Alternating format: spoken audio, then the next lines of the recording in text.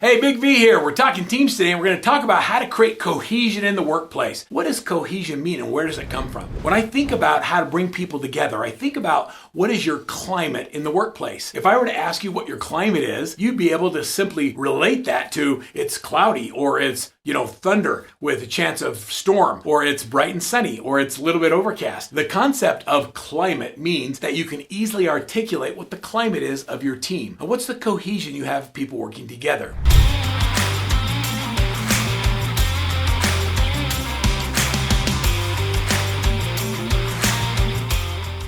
I recently interviewed a senior commander of SEAL Team 6. When I sat down with Matt shared with me this concept they use in developing a cohesive climate in the SEAL teams. Now, you might think that it's automatic that they just follow orders, but creating a great culture where everybody's on the same page, doing the right thing, doing their job is so important, especially when every one of your missions is being overwatched at the Pentagon and they can see everything that you're doing. So I want you to think about the level of pressure and the level of intensity, level of performance that has to happen when you're working on one of the most top tier SEAL teams in the world. And so Matt shared with me in a process this concept called climate, and I'm going to share it with you. So what does C stand for? And that is communication. So how is the communication? Is there anything that needs to be communicated or talked about? Asking that simple question to your team might seem like a small thing, but when you say, is there anything you feel like you need to communicate and create a safe environment to do that, it changes the climate. It's not just about speaking or writing, it's about understanding, and it's also about being understood. So if you don't understand, this is where you have the ability to ask clarifying questions. Stephen Covey says that most people don't listen with the intent to understand, they listen with the intent to reply. Listen to understand, not to respond, says Ogmandino. It's about changing the conversation in your mind to understand what somebody is saying and truly listening to understand. It's about getting out of judgment and just being genuinely curious. Communication means you come from a place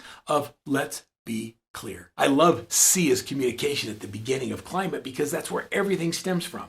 L is leadership. Leadership in climate means, do you have the effective direction from leadership to do what needs to be done? Has the leadership communicated to you what the goal or what the vision or what the mission is? If not, then it's not just about being in charge, it's about inspiring the performance from the people that you lead. A great leader is somebody who sets a clear vision, they lead by example, they empower others, they communicate effectively and honestly, they develop others through skills development, and they are able to make tough decisions.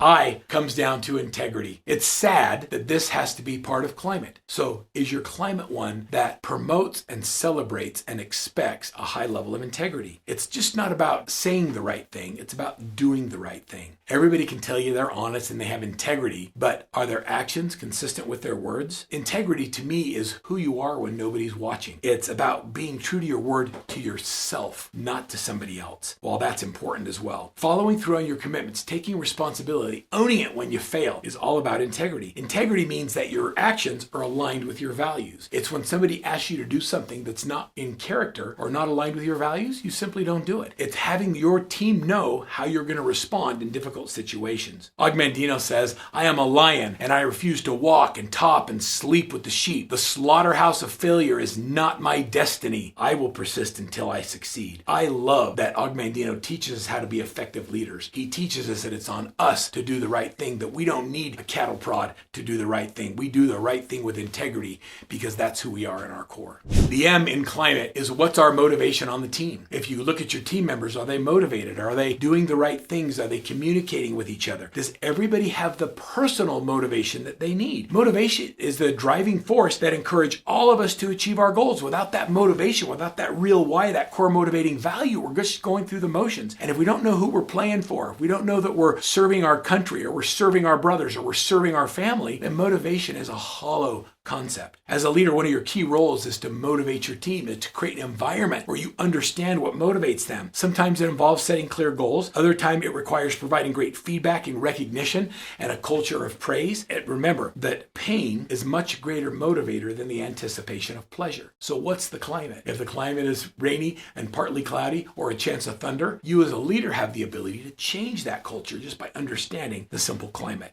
A in climate is accountability. Does everybody have the accountability that they need? Is everybody willing to hold themselves accountable? It was interesting, we were having a discussion about showing up to boot camp. And you've all seen the movies where the SEAL teams have to swim in the water with their rifles over their head, and they have to go through BUDS training, and there's all this big elimination process, and the majority of the people that start, even though they're top tier performers, still wash out of the program. When they get to selection for SEAL Team 6, accountability is really a different thing. They show up in shape, ready to go, because they would never go on a mission and let their brothers down by not having the physical conditioning to be able to perform at the highest level. Accountability isn't something that's done to them by a drill sergeant. Accountability is what they choose when they are selected to be in a top tier team. I think that accountability, it's important that you model accountability as a leader, that you show them what it means to hold yourself accountable to do the hard thing. Accountability equals love. It means that you care about someone enough to ask them if they're keeping the commitments they've made to their family, to their self, and to each other, and to the team. And then last but not least, when you come up into accountability, it means that we must inspect what we expect. If you want to ensure accountability, from time to time, you have to measure what gets done. And yes, even the Tier 1 operators on SEAL Team 6 still have to go through an annual checkup where they check their speed and their strength and their endurance and their mental capacity. They check all of the things that allow them to be a top tier operator. And so, yes, they hold themselves accountable, but they still inspect what they expect.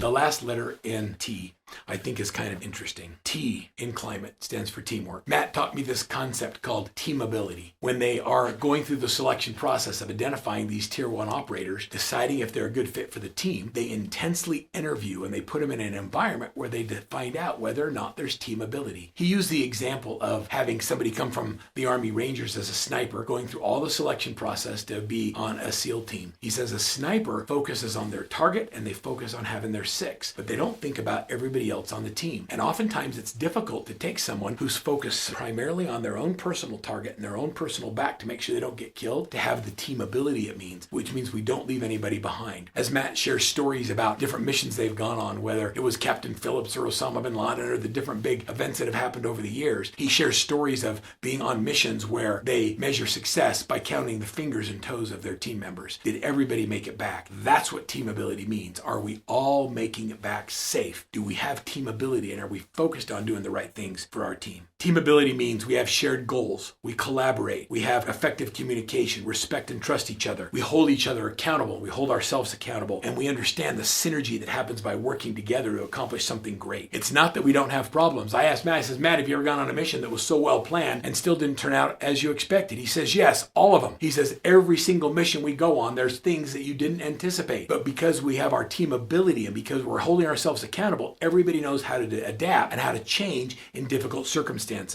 We got down to E, and we were talking about what E stands for in climate. Now I want you to think about what you think E might stand for. He gave me 2 different versions of E. I thought, well, E stands for execution. It's getting the right thing done. And he looked at me as serious as any man's ever looked at another, and he said, no, execution means something very different to us. E stands for empathy. It's, do you have the empathy to realize on the other end of your scope that that's somebody's mother, their father, their brother, or their son? And if you're on a kill or capture mission without empathy, you're just a murderer. Empathy is one of the most important characteristics of effective leadership, and I love that empathy is being taught at the highest level of our greatest warriors. It also stands for equality, and that is creating an environment where people have an equal say and equal voice in the team. That empathy and equality makes such a big difference. Equal rights, everybody is entitled to the same things. Equal opportunities, can you do great things within your team? Don't discriminate against people because of who they love or where they're from or what color is their skin. We're all God's children, and God didn't make mistakes, and that means that if you're here on this planet, you have the opportunity to accomplish something great, and now you have the ability to do great things. So have respect for diversity, inclusion, and make sure that that's part of your team, and remember to get out of judgment and get into curiosity.